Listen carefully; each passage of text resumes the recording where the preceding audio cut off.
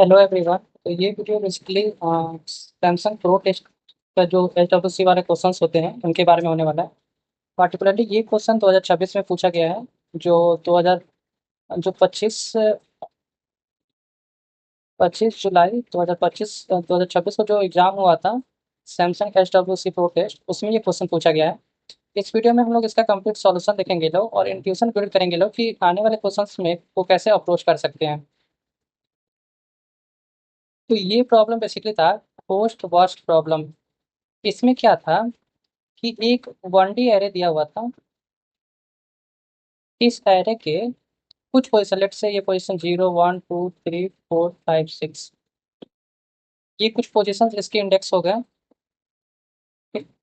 इसके कुछ पोजीशन पे कुछ घोस्ट रखे गए थे। लेट से यहाँ पे रखे थे हम। और इन घोस्ट के पास कुछ एनर्जी का फैक्टर है। लेट से इसके पास 2 का एनर्जी फैक्टर है, इसके पास 3 का, इसके पास 1 का। और तुम्हें एक मशीन गन दिया गया है। एक मशीन गन दिया गया है। तुम्हें इस मशीन गन को इन सारे इंडेक्सेस में कहीं भी फिक्स करना है। कहीं भी फिक्स करना है और ज़्यादा से ज़्यादा घोस्ट को मार देना है। ये मशीन गन को एज ए ट्रैप के रूप में तुम ले सकते हो कि तुम ट्रैप कौन से इंडेक्स पे फिक्स करोगे ताकि ज़्यादा से ज़्यादा जो भी भूत है लो उनको मारा जा सके। अब इसमें कंस्टेंट क्या है कि इस मशीन गन का कुछ एनर्जी है। लेट्स से इस मशीन गन का एनर्जी दिया गया है 10। जो 10 की एनर्जी से तुम सारे भूत को तो नहीं मार सकते हो। उनको मारने का एनर्जी कैलकुलेशन कुछ इस टाइप का है। लेट्स से यहाँ पे एक घोस्ट है। लेट्स से यहाँ इसी एग्जांपल में देखो कि अगर मशीन गन तुम 0 पे रख के अगर चलाओगे तो एनर्जी कैसे कैलकुलेट होगा।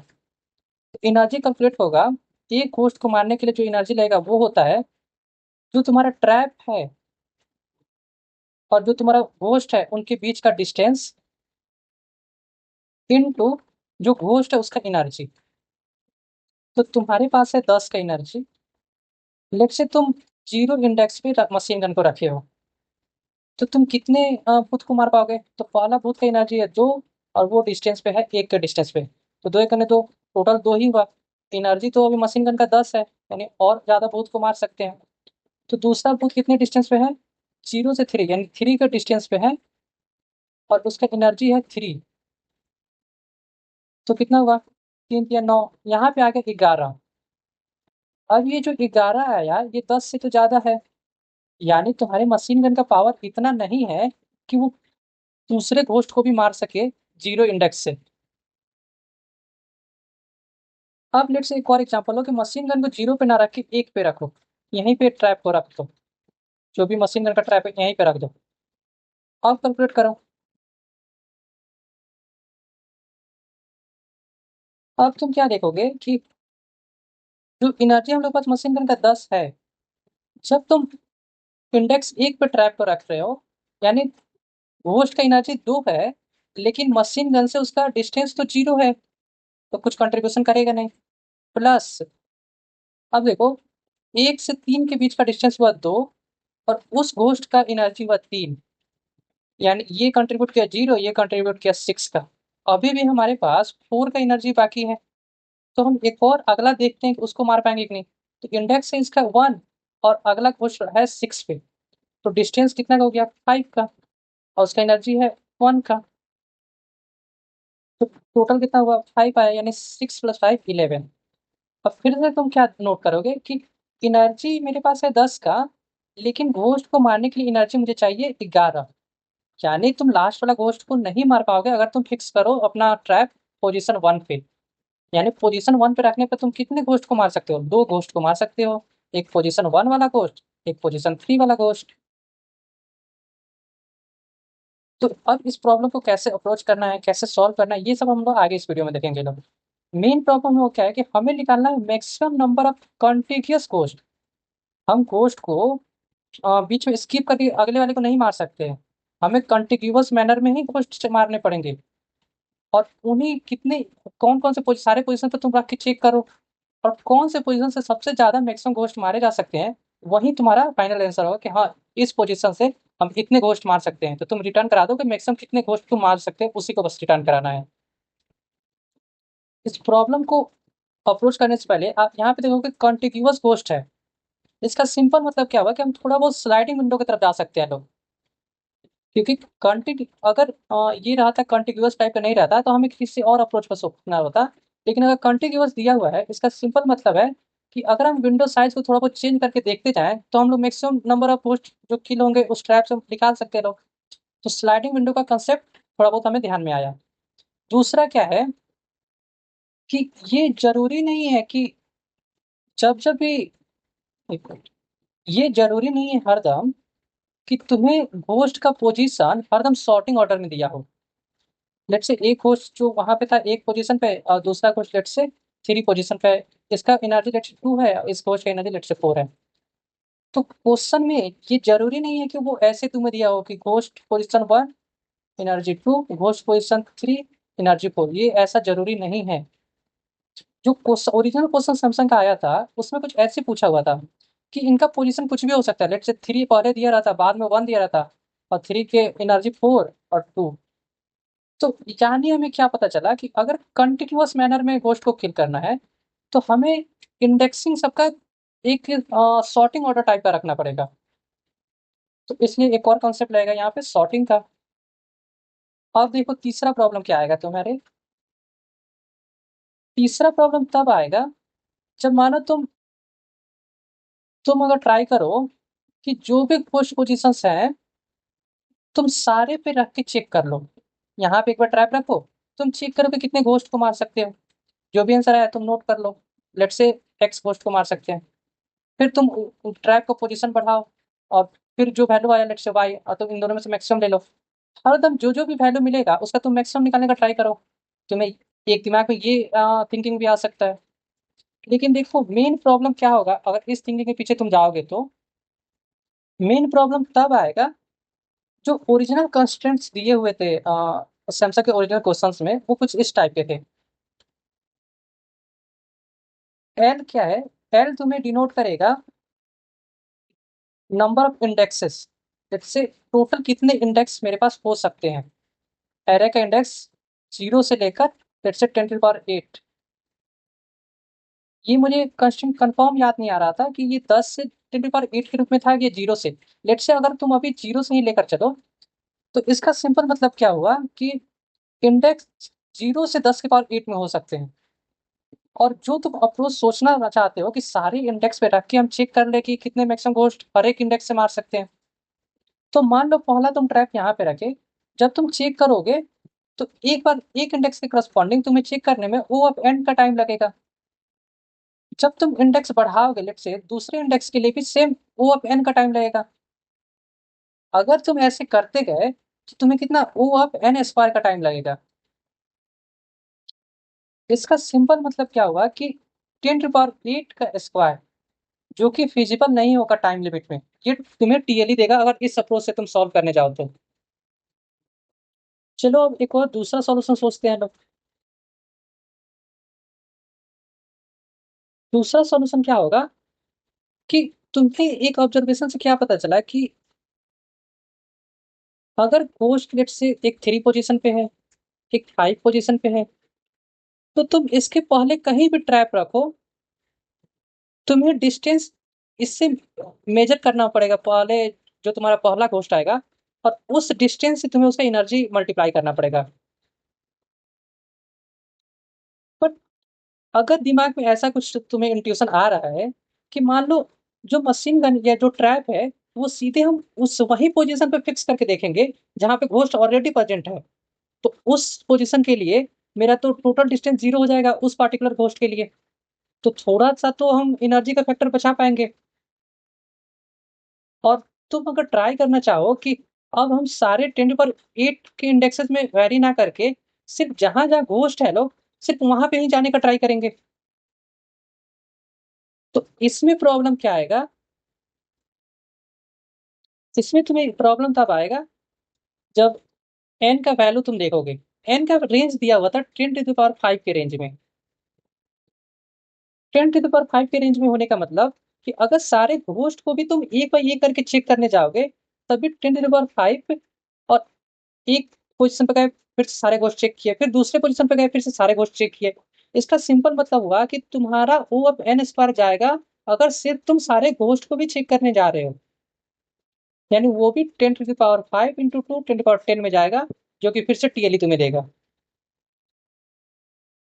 यानी तुम इस अप्रोच से भी नहीं जा सकते हो कि सिर्फ सारे घोस्ट के पोजीशन को हम विजिट करेंगे और ट्राई करेंगे कि ट्रैप वहीं फिक्स करके मैक्सिमम नंबर ऑफ घोस्ट जो किल हो सके उनको निकालने का।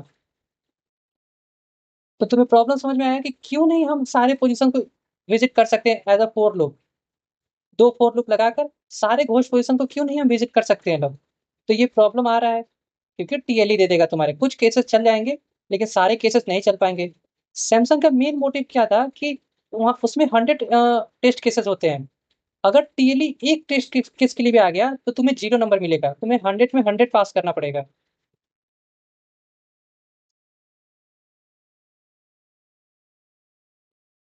अब देखो, अब इसे स्लाइडिंग विंडो से कैसे सॉल्व करेंगे लोग, हम लोग आगे देखेंगे। लोग थोड़ा सा इसे कंस्टेंट के बारे में जान ले लो। एन के को तुम समझ गए कि नंबर ऑफ टोटल इंडाइसेस जितने हो सकते हैं। एन तुम्हें बताएगा कि एन नंबर ऑफ होस्ट कितने हो सकते हैं सारे पोजीशन में। एन एन 10⁵ का मतलब क्या हुआ कि तुम्हारे पास क्वेश्चन में 10 मैक्सिमम 10⁵ नंबर ऑफ होस्ट दिए जा सकते हैं। ए ऑफ आई क्या बताएगा, ए ऑफ आई बताएगा होस्ट का पोजीशन। तब ए ऑफ आई तुम्हें बताएगा कि ठीक है एक होस्ट 0 पोजीशन पे, एक 3 पोजीशन पे, एक 4 पोजीशन पे, ऐसे तुम्हें बताएगा। बी ऑफ आई क्या बताएगा, बी ऑफ आई तुम्हें बताएगा जो ए ऑफ आई कंटेन किया रहेगा इंडेक्स, उसके करस्पॉन्डिंग उस होस्ट का एनर्जी कितना है, लेट्स से 2 1 ऐसे कुछ लिखा रहेगा। यानी इंडेक्स के करस्पॉन्डिंग उस होस्ट का एनर्जी कितना है, बी ऑफ आई तुम्हें वही बताएगा। कैपिटल ई तुम्हें क्या बताएगा, कैपिटल ई बताएगा कि तुम्हारे पास जो मशीन गन है, जो ट्रैप है, उसका पावर कितना है। तो कैपिटल ई डिनोट करेगा उस मशीन गन का पावर।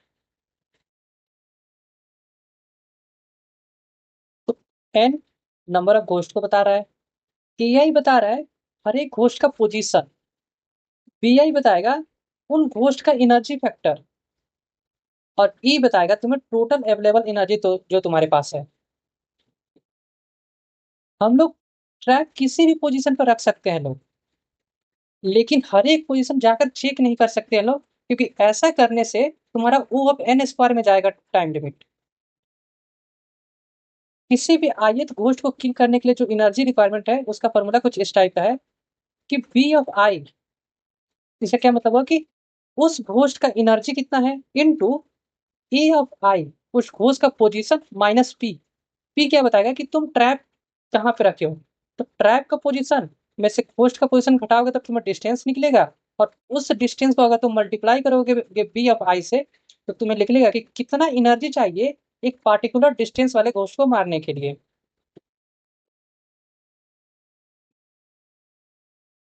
क्वेश्चन में कंटिन्यूअस का मीन क्या है, ये हम लोगों ने देखा कि अगर घोस्ट G1 G2 G3 इस टाइप के दिए हुए हो, तो तुम वैलिड घोस्ट को ऐसे मार सकते हो कि G2 से G4 मार दो, या G1 से G2 मार दो, या G4 से G6 मार दो।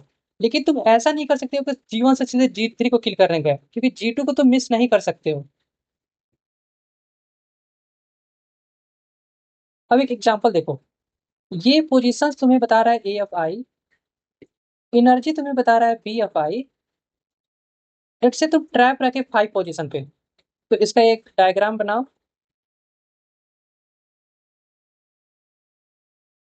तुम्हारे पास इंडेक्स, लेट्स से हाईएस्ट इंडेक्स 9 तक जा रहा है, तो सारे 9 बना दो, 1 2 3 4 5 6 7 8 9। पोजीशन 0 पे एक होस्ट रखा हुआ है जिसका एनर्जी है 2। पोजीशन 2 पे एक होस्ट है जिसका एनर्जी है 1। पोजीशन 5 पे एक होस्ट है जिसका एनर्जी है 3। पोजीशन 7 पे एक होस्ट है जिसका एनर्जी है 1। और पोजीशन 9 पे एक होस्ट है जिसका एनर्जी है 2। ठीक है। अब अगर तुम ट्रैप रखो 5 पे, यहाँ पे तुम्हारा let's say machine gun fix हुआ,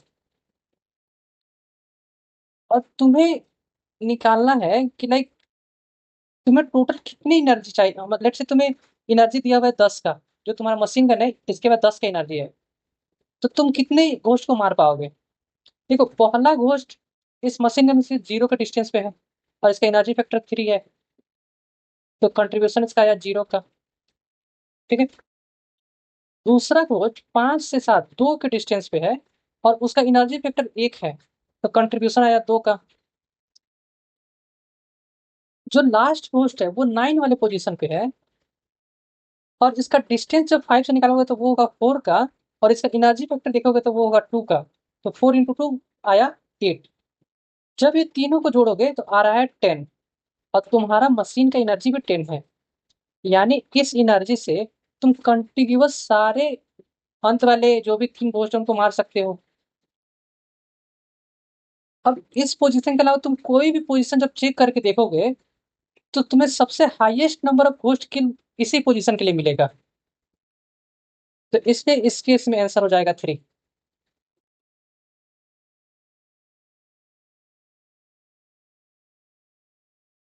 पहला ऑब्जर्वेशन क्या था जो मैंने पहले भी डिस्कस किया कि जरूरी नहीं है कि तुम्हें एआई हमेशा सॉर्टेड ही दिया हो। पोजीशन कुछ ऐसे भी हो सकते हैं कि इंडेक्स 12 दिया हो तब 0 तब 2 4 6 ऐसे दे दिया हो और इनके करस्पॉन्डिंग जो एनर्जी है वो कुछ इस टाइप का दे दिया हो, उसका एनर्जी 0 लेट से इसका एनर्जी 2 सब ऐसा कुछ दिया हो। नहीं नहीं, यहाँ पे थोड़ा सा अलग है। ये एनर्जी नहीं दिया हुआ है। ये इस चीज को बता रहा है कि हमें पोजीशन किस ऑर्डर में चाहिए होगा कंटिन्यूअस घोस्ट को मारने के लिए। तो ये जो दिया हुआ है कि 12 0 2 4 6, हमें इस ऑर्डर को सुधारना होगा 0 2 4 6 12। हमें सॉर्टिंग ऑर्डर लेना होगा। लेकिन एक बात बताओ, अगर तुम 12 0 ऐसे दिया हुआ है तुम 0 12 करोगे तो तुम्हें बी आई जो एरे है उसका एनर्जी लेट से 12 करस्पॉन्डिंग का 3 0 करस्पॉन्डिंग का 2, तो तुम्हें इस एनर्जी को भी तो इसके करस्पॉन्डिंग लाना होगा, इसका एनर्जी 2 हो जाएगा इसका एनर्जी 3। तो तुम्हें सॉर्टिंग ऑर्डर चाहिए, लेकिन वो सॉर्टिंग ऑर्डर तुम्हें इंडेक्स के बेसिस पे चाहिए और उसके करस्पॉन्डिंग एनर्जी मैनिपुलेट नहीं होना चाहिए। इसलिए तुम्हें क्या करना होगा, एक स्टोर करना होगा पोजीशन और एनर्जी साथ में और तुम्हें सॉर्टिंग करना पड़ेगा पोजीशन के बेसिस पे। जब पोजीशन के बेसिस पे सॉर्ट करोगे तो total number of ghost maximum n जा सकते हैं। अब n लेंथ के एरे पे अगर तुम सॉर्टिंग लगाओगे तो n log n average case में सॉर्टिंग जाएगा। तो order of n log n यानी 10 के पावर 5 इंटू लॉग ऑफ 10 के पावर 5 5 होगा, यानी 5 × 10 के पावर 5। ये 10 के पावर 9 से छोटा रह जाएगा, यानी टीएलई नहीं देगा इस केस में।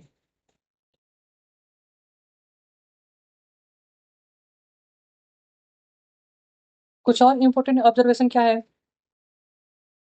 पहले हम लोगों ने डिस्कस किया है कि हमें हमेशा कंटिन्यूअस विंडो चाहिए होंगे। अगर 0 2 5 7 9 ऐसा कुछ तुम्हें लेट से इंडेक्स दिया हुआ है तो तुम पॉसिबल विंडो जिनको तुम सिलेक्ट कर सकते हो वो हो सकते हैं या तो 0 या 0 से 2 2 से 5 5 से 7 5 से 9। इसमें कुछ ऐसा तुम नहीं कर सकते जैसे 0 5 9 तुम बीच में 2 मिस कर दिए 7 मिस कर दिए तो ये कंटिन्यूअस नहीं हुआ। अब यही इंट्यूशन हमें देगा कि अगर कंटिन्यूअस चीजें पिकअप करना होता है तो स्लाइडिंग विंडो ध्यान में आता है।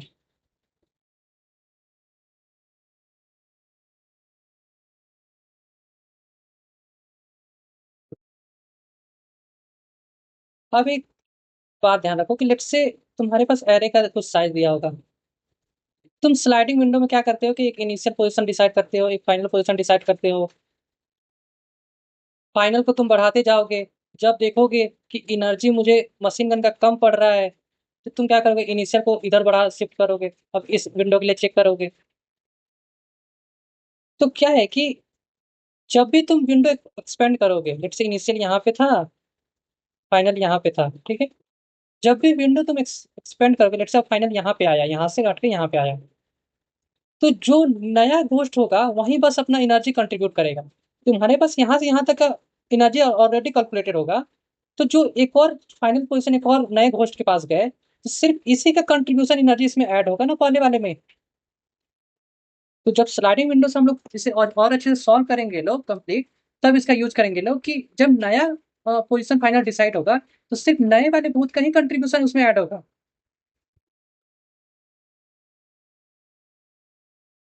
अब इस प्रॉब्लम को सॉल्व करते हुए हम लोग कुछ इनिशियल्स का यूज करेंगे लोग, उसके बारे में देख लो।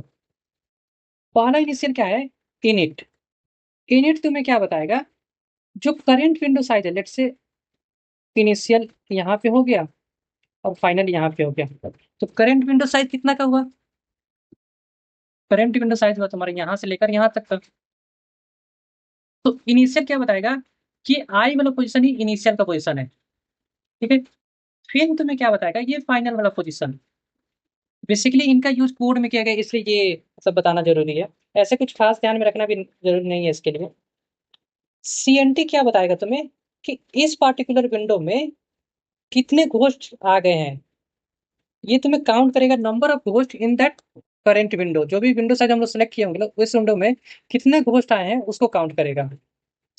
बी सम क्या बताएगा तुम्हें, बी सम बताएगा कि इनिशियल से फाइनल के बीच में जो विंडो साइज है उसमें जो जो भी घोस्ट प्रेजेंट है लोग, उनका इनर्जी का टोटल, उनका टोटल एनर्जी कितना है ये बताएगा। ये बेसिकली बताएगा जो बी आई एरे है, वो बी आई एरे क्या हमें एनर्जी ही दे रहा है।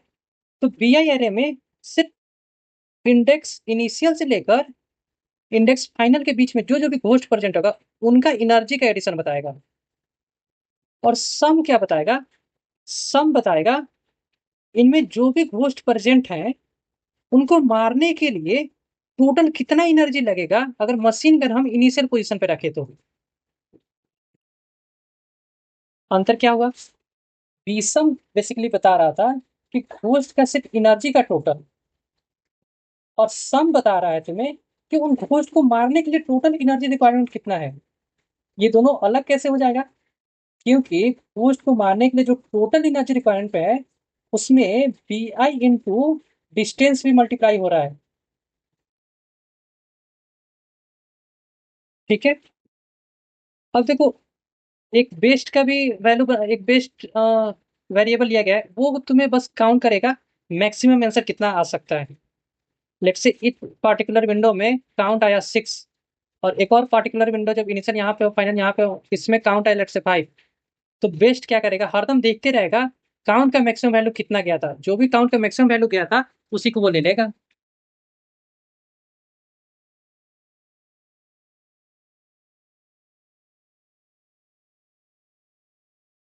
अब देखो तुम्हें विंडो बिल्ड करना है, ठीक है। मान लो तुम्हारा फिर से वही एरे इस टाइप का है। तुम इनिशियल यहाँ पे थे फाइनल यहाँ पे थे, ठीक है। और इनके बीच के जो भी घोस्ट प्रेजेंट थे लोग उनको मारने के लिए तुम्हें टोटल एनर्जी लेट से सम लग रहा था।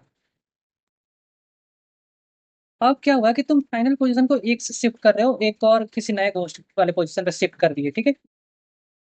तो अब इस पार्टिकुलर विंडो के लिए तुम्हें सम का वैल्यू कितना लेना पड़ेगा।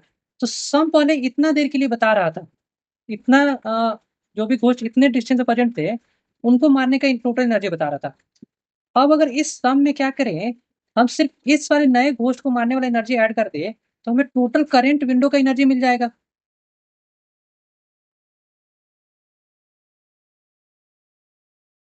तो क्या कर सकते हैं कि जो फाइनल पोजीशन अभी आया मशीन का यहाँ पे रखा हुआ है, जो फाइनल पोजीशन अभी आया उसको इनिशियल पोजीशन से घटाकर और इस वाले घोस्ट का जो एनर्जी फैक्टर लेट से 3 दिया हुआ था उस वाले से बस मल्टीप्लाई करके जो सम ओरिजिनल इस इनिशियल वाले करंट विंडो में बना हुआ था उसमें बस ऐड कर दिए, तो हमें टोटल एनर्जी मिल गया जो नया विंडो बना उसके लिए।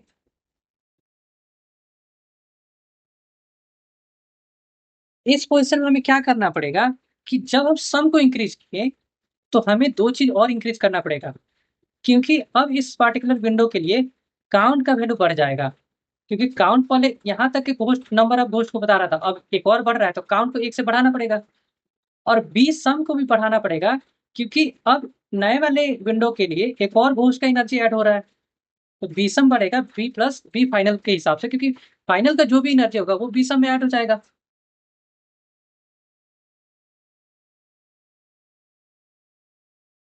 अब देखो हमें बी सम को मेंटेन करने का क्यों जरूरत है। इसका मेन रीजन समझो कुछ इस टाइप का है कि लेट से तुम एरे लिए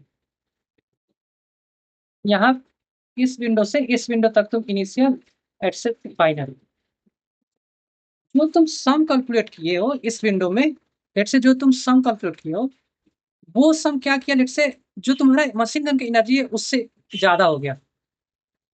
अब अगर सम ज्यादा हो गया इसका मतलब क्या है कि इस पार्टिकुलर विंडो के जो भी घोस्ट होंगे लोग उस मशीन गन से हम नहीं मार सकते हैं। इस पोजीशन में क्या करना है कि इनिशियल को शिफ्ट करो नए वाले घोस्ट के पोजीशन पे। लेट्स से अगला घोस्ट यहाँ पे है, तो नए वाले घोस्ट के पोजीशन पे इनिशियल को शिफ्ट करोगे।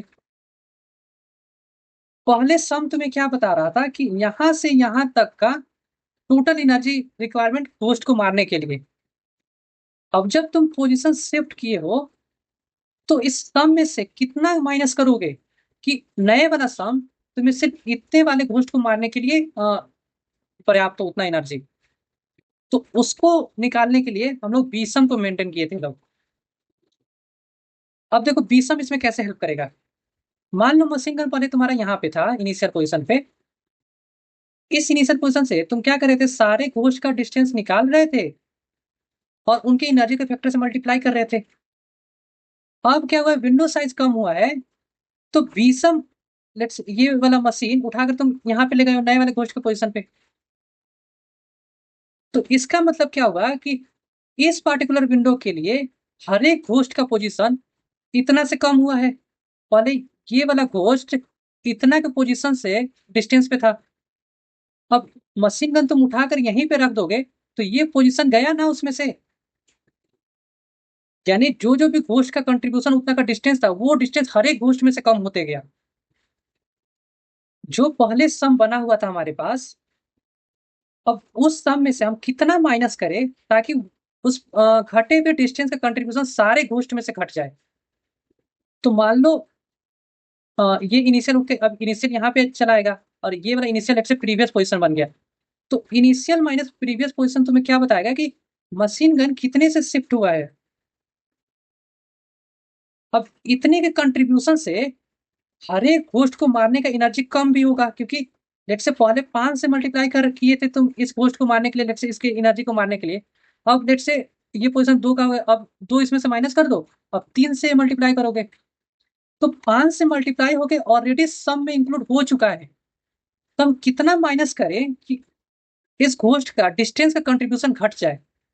तो 5 से मल्टीप्लाई हो चुका है, अगर हम इसमें से 2 इंटू ई का कंट्रीब्यूशन घटा दे तो कितना बचेगा, तो बचेगा 3 इंटू ई का।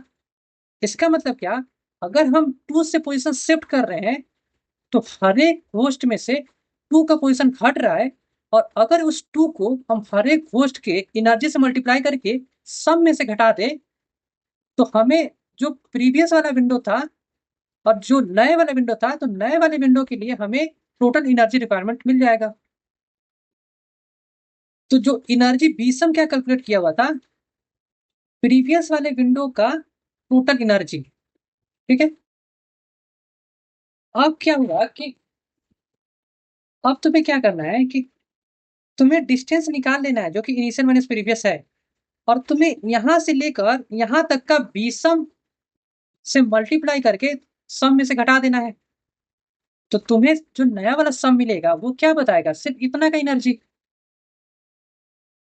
यहाँ पे भले लिखने के लिए बीसम लिखा गया है, लेकिन जब फाइनल कोड में दिखाऊंगा तो उस समय तुम देखोगे कि बीसम में से ये जो प्रीवियस इंडेक्स वाला घोस्ट था उसका एनर्जी हम घटा रहे होंगे। तो यहाँ पे बीसम ओरिजिनल बीसम नहीं है जो अभी हम लोग कैलकुलेट किए थे। इसके एक ऊपर लाइन में ओरिजिनल कोड में तुम देखोगे कि बीसम इक्वल टू बीसम माइनस बी जो बी जो भी प्रीवियस वाले घोस्ट है उनका उसका एनर्जी घटाकर बीसम से मल्टीप्लाई किया गया है।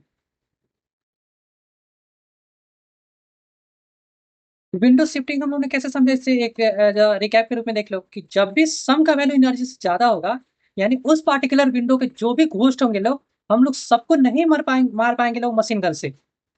तो इसमें क्या करेंगे लोग कि जो सबसे लेफ्ट पोजीशन पे था जो कि प्रीवियस पोजीशन पे था उसका एनर्जी फैक्टर पहले बीसम में से घटा लो, इनिट को मूव कर दो।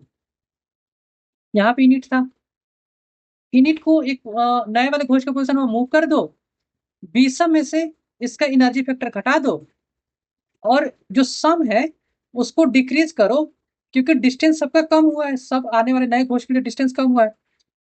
तो उस एनर्जी को भी डिक्रीज करो और काउंट को भी डिक्रीज करो, क्योंकि अब विंडो साइज में ये वाला घोस्ट इंक्लूडेड नहीं होगा।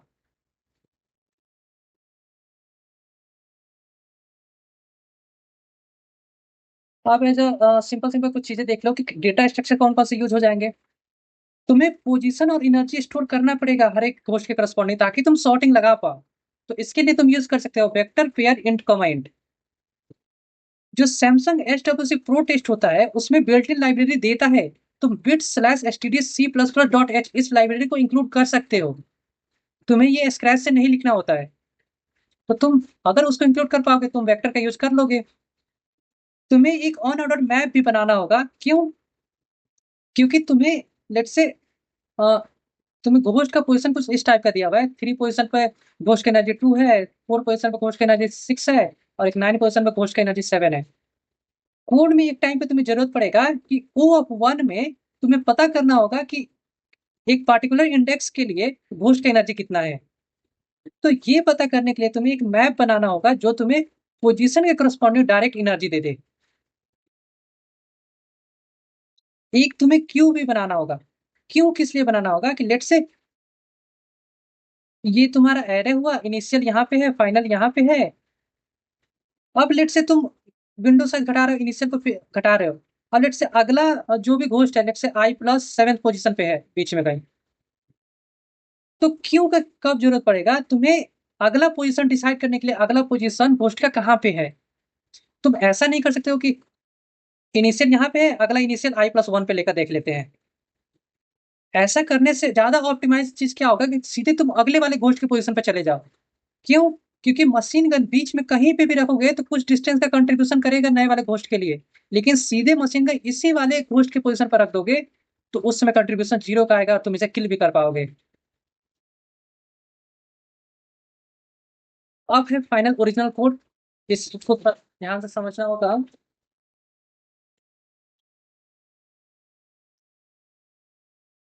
इसमें देखो क्या है, शुरुआत से पहले लाइब्रेरी इंक्लूड कर लिया गया है, ठीक है।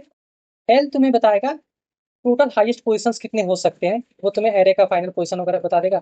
एन बताएगा तुम्हें नंबर ऑफ घोस्ट, और ई बताएगा energy factor of that machine gun, ठीक है। पहले तुम तीनों का इनपुट ले लिए, फिर ए एन बी एन तुम दो वेक्टर बना रहे हो। बेसिकली ए एन तुम्हें स्टोर करेगा घोस्ट के पोजीशंस, बी एन स्टोर करेगा तुम्हारे पास जो भी एनर्जी फैक्टर है ईच घोस्ट के करस्पॉन्डिंग उसका वेक्टर। तो ए आई बी आई में उसका कंट्रीब्यूशन तुम ले लोगे। ए भी एक वेक्टर है, वेक्टर बनाया गया। क्यों? क्योंकि तुम्हें पोजीशन और एनर्जी को साथ में स्टोर करके सॉर्टिंग पोजीशन पे करना है। और ये भी ध्यान में रखना है कि एनर्जी पोजीशन वाले के साथ हमेशा अटैच में रहे, ये नहीं कि एनर्जी मिक्स हो जाए पोजीशन को सॉर्टिंग करने के बाद। तो तुम इनपुट ले लिए और इन पे सॉर्टिंग लगा दिए, ठीक है। तुम एक अनऑर्डर्ड मैप बनाए। इसका हम लोग क्या देखे थे लोग कि पोजीशन के करस्पॉन्डिंग एनर्जी वो वन टाइम में जानने के लिए अनऑर्डर्ड मैप बनाया गया है। हमें इसका जरूरत पड़ेगा कोड में आगे, ठीक है। इनिट क्या है? इनिट है कि मतलब जो ए बी में हम लोग क्या स्टोर किए हैं लोग, ए बी में स्टोर है position comma energy in sorting manner. तो ए बी 0 का फर्स्ट तुम्हें क्या देगा, पोजीशन देगा सबसे लोएस्ट वाले इंडेक्स के लिए, ठीक है। तो अब विंडो हम लोग बिल्ड करने जा रहे हैं लोग। यहाँ पे हमें मिल गया लेट से पहला गोस्ट यहाँ पे 2 पोजीशन पे। तो इनिट यहाँ पे फिक्स हो गया है, ठीक है। पेस्ट को अभी 0 से लेकर चल रहा है, क्योंकि अभी मान के चल रहा है कि मेरे पास हम उस मशीन गन की एनर्जी से एक भी घोस्ट को नहीं मार सकते हैं। जब जब भी केस काउंट का वैल्यू बढ़ते जाएगा उस हिसाब से हम बेस्ट को अपडेट भी करेंगे, ठीक है। काउंट को भी अभी 0 से लेकर चल रहा है क्योंकि अभी विंडो बिल्ड किए नहीं है। बीसम को भी 0 से भी लेकर चल रहा है, क्योंकि बीसम बेसिकली क्या बता रहा है, एनर्जी का सम बता रहा है। एक और बात याद ध्यान रखना है कि बीसम बता रहा है हमें एनर्जी का सम, ठीक है। अब हर एक अब टोटल मैक्सिमम कितने 10⁵ घोस्ट हो सकते हैं लोग। हर एक का मैक्सिमम एनर्जी ऊपर जब कंस्टेंट हम बता रहे थे तो उसमें शायद लिखना मिस कर दिए होंगे, लेकिन हर एक घोस्ट का जो मैक्सिमम एनर्जी वो 100 से ऊपर नहीं जा सकता है। यानी अगर हर एक घोस्ट का एनर्जी तुम ऐड भी कर लोगे तो ये जाएगा 10⁻7 के रेंज में, जो कि 10⁹ से कम है। यानी इंट वेरिएबल इसे हैंडल कर लेगा, इसलिए बीसम को बस इंट में रखा गया है। सम जो वेरिएबल है इसे लॉन्ग लॉन्ग में रखने का मेन मोटिव क्या था, क्योंकि सम में क्या हो रहा है कि तुम एनर्जी को डिस्टेंस से मल्टीप्लाई कर रहे हो, और ये डिस्टेंस 10⁸ तक भी जा सकता है। और अगर एनर्जी एक भी घोस्ट का एनर्जी 100 चला गया तो वो 10⁸ इंटू 10⁻², 10⁹ को क्रॉस कर जाएगा। इसलिए सम को लॉन्ग लॉन्ग लिया गया है। क्यों को बिल्ड किया गया है? क्यों? क्योंकि तुम्हें पता लगाना है कि इनिशियल के बाद जो नया इनिशियल और फाइनल के बीच में जब हम इनिशियल को मूव कराएंगे तो नए घोस्ट का पोजीशन कितना है, इससे तुम वो वन टाइम में जानने के लिए क्यू का यूज कर रहे हो। अब देखो, अब फॉर लूप स्टार्ट करते हैं। ए बी से हर एक बार एक एक घोस्ट का पोजीशन और उसका एनर्जी निकालेंगे और आगे उसको कैसे कैलकुलेट करते हैं वो देखो। पहले ए बी से पहला पोजीशन निकाले, ठीक है, उसको रख लियो फाइनल पे, यानी इसे मिटाकर फिर से एक फ्रेस लिखते हैं, ये बहुत ज्यादा।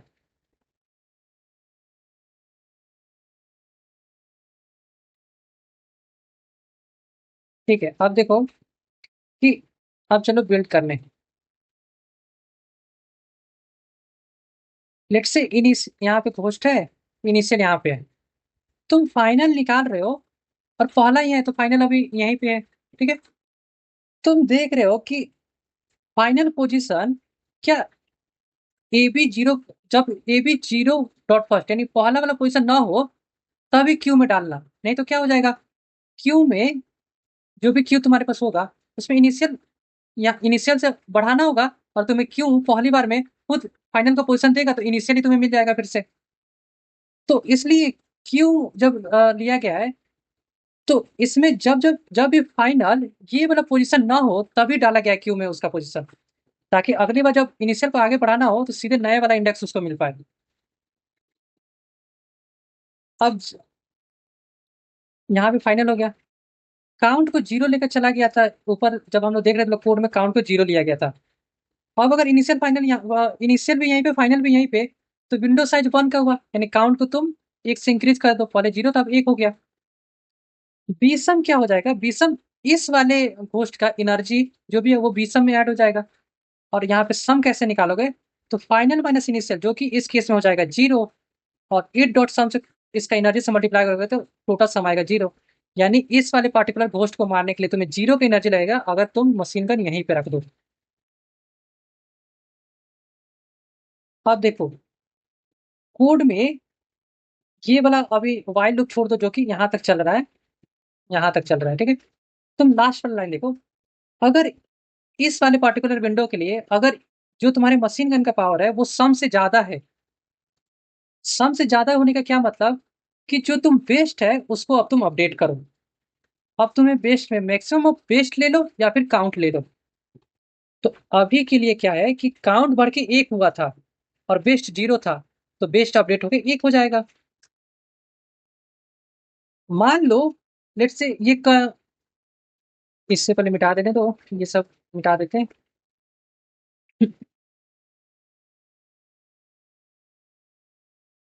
अब मान लो कि घोस्ट यहाँ पे इनिशियल पोजीशन यहाँ पे था, फाइनल पोजीशन एक और घोस्ट का एक यहाँ पे है, एक और घोस्ट बीच में भी है।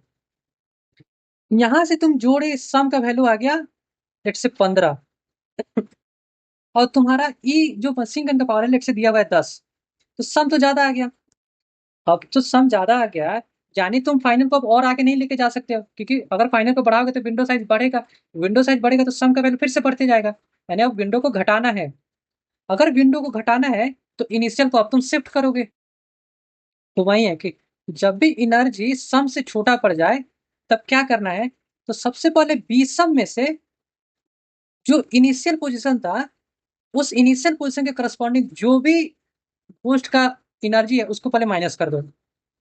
तो वैल्यू क्या था, इन अनऑर्डर्ड मैप था, इनिशियल पोजीशन से ओ ऑफ वन टाइम में वो उसका एनर्जी दे देगा, बीसम में से उसका एनर्जी घटा दिए, यानी बीसम बन के मेरे पास यहाँ से यहाँ तक का। अब इस इनिशियल जो भी पोजीशन यहाँ पे है इसको प्रीवियस में रख लो, और ये वाला लाइन अभी के लिए छोड़ो, इसको आगे समझाते हैं। पहले ये समझो कि इनिशियल पोजीशन क्यू डॉट प्रॉन्ट से निकाल लो। क्यू में क्या था कि जब जब भी फाइनल पोजीशन आगे बढ़ रहा था क्यू उस फाइनल पोजीशन को अपने अंडर रख रहा था, तो जब फाइनल इस पे बड़ा होगा तो वो भी क्यू के अंदर आया होगा, ये वाला पोजीशन। तो क्यू क्या करेगा, अपना पोजीशन निकाल के दे देगा इनिट को, यानी इनिट डायरेक्ट जंप कर गया इस वाले पोजीशन पे, तो अब विंडो साइज यहाँ से यहाँ हो जाएगा। अब इस लाइन का समझो क्या कि जब क्यू इम्पटी हो जाए जब मान लो फाइनल यहाँ पे आ जाए, इनिशियल खसक के भी यहाँ पे आ जाए, यानी क्यू एम्प्टी हो गया, तब तुम्हें इस लूप को ब्रेक कर देना होगा। नहीं ब्रेक करोगे तो एरर आते रहेगा, तब तुम इनिट से तुम निकाल ही नहीं पाओगे बीसम का वैल्यू, तो एरर आ जाएगा। इसलिए जब भी क्यू एम्प्टी हो जाए तो तुम्हें इस लूप को ब्रेक करना होगा। अब देखो तुम्हें, अभी तक हम लोग क्या किए लोग, चलो फिर से एक नया डायग्राम बनाते हैं।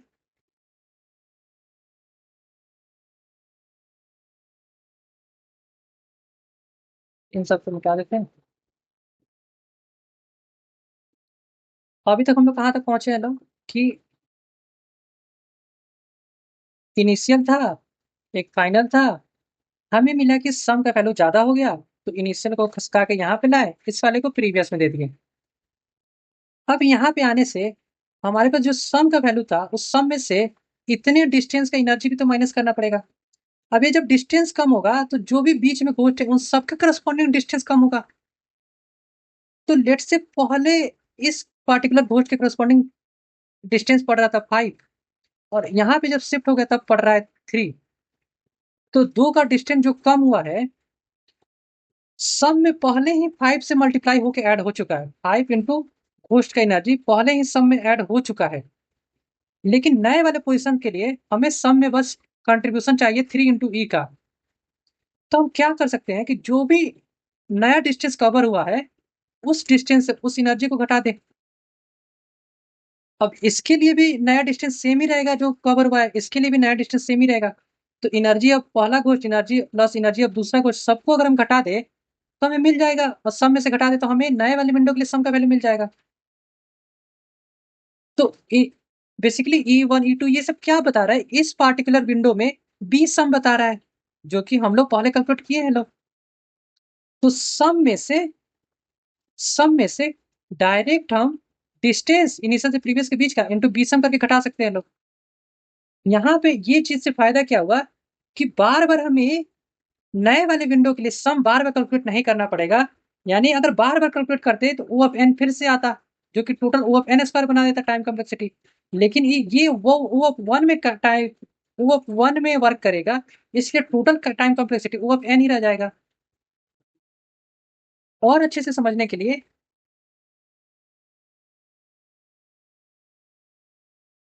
क्या करो कि एक बार ध्यान दो कि इनिशियल पोजीशन फाइनल पोजीशन, ठीक है, विंडो बढ़ाना है तो फाइनल बढ़ रहा है, इनिशियल कांस्टेंट रह रहा है, विंडो बढ़ाना है फाइनल बढ़ रहा है, इनिशियल कांस्टेंट रह रहा है। विंडो घटाना है तो इनिशियल बढ़ रहा है फाइनल कांस्टेंट रह रहा है, विंडो घटाना है तो इनिशियल बढ़ रहा है फाइनल कांस्टेंट रह रहा है। इसका क्या मतलब, कि विंडो में होस्ट का हर एक पोजीशन एक बार इंटर कर रहा है और एक बार लीव कर रहा है। यानी अगर इस कोड से चला जाए तो हर एक होस्ट एक बार इंटर के समय देखा जा रहा है, एक बार लीविंग के समय देखा जा रहा है। यानी अगर O of n number of host है तो उनका time complexity 2 into O of n हो जाएगा, ओ ऑफ 2n। यानी सिंपल भाषा में क्या, ओ ऑफ एन ही रह जाएगा। इसलिए ये 10⁵ में आने के कारण ये टाइम लिमिट एक्सिड नहीं देगा। ये सब हम लोग ऊपर अभी देखे हैं लोग, कि ये बस इनपुट ले रहा था, और ये सॉर्टिंग किस लिए करना है, ताकि एनर्जी को रख सके एक सॉर्टिंग इंडेक्स के करस्पॉन्डिंग। मेन लूप में क्या हो रहा था, विंडो एक्सपेंड हो रहा था, एनर्जी को अपडेट कर रहा था। अगर नीड हो, जब सम मशीन वाले की एनर्जी से ज्यादा हो जाए तो श्रिंक करना पड़ रहा था, और फाइनल में जब पार्टिकुलर हमें विंडो मिल गया तो आंसर अपडेट कर दो। ड्राई रन करके देखने के लिए तुम रुको, ऐसे कर सकते हो। तुम्हें इंडेक्स दिया गया है 02579, और तुम्हें इसके करस्पॉन्डिंग कैलकुलेट करना है, ठीक है। एक एरे बना देते हैं, 02579, नीचे एनर्जी के करस्पॉन्डिंग हो गया 21312, ठीक है। अब देखो पोस्ट यहाँ पे, यहाँ पे, यहाँ पे, यहाँ पे, और एक यहाँ पे परसेंट, ठीक है। तुम पहले गए सम कैलकुलेट करने, ठीक है, तुम्हारा इनिशियल पोजीशन यही, फाइनल पोजीशन यही। तो इनिशियल पोजीशन जब वही, फाइनल पोजीशन वही, तो अगर मशीन गन तुम यहाँ पे रखोगे तो इस वाले घोष के लिए 0 का डिस्टेंस कंट्रीब्यूशन आएगा, तो 0 × 2, टोटल सम भी 0 हो जाएगा। इस वाले पोजीशन के लिए बीसम कितना होगा, वो 2 रह जाएगा। इस वाले पोजीशन के लिए काउंट कितना हो जाएगा, 1 हो जाएगा। और बेस्ट कितना हो जाएगा, वो भी 1 हो जाएगा। लेट्स से तुम्हारे पास जो भी एनर्जी का कंट्रीब्यूशन मशीन गन का है वो 10 का है, ठीक है। इस पे हम लोग देखते हैं।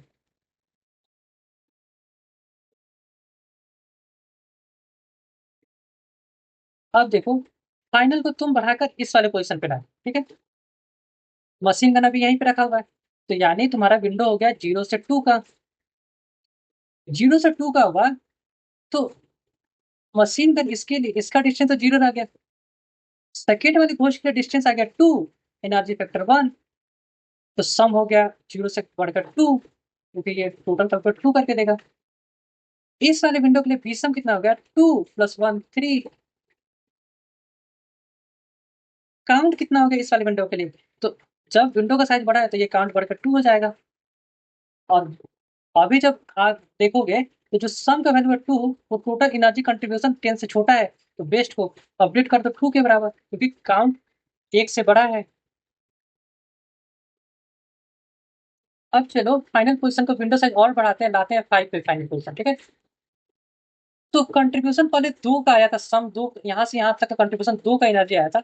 नए वाले का क्या हो जाएगा, 3 यहाँ पे हो गया, उसका एनर्जी इंटू डिस्टेंस।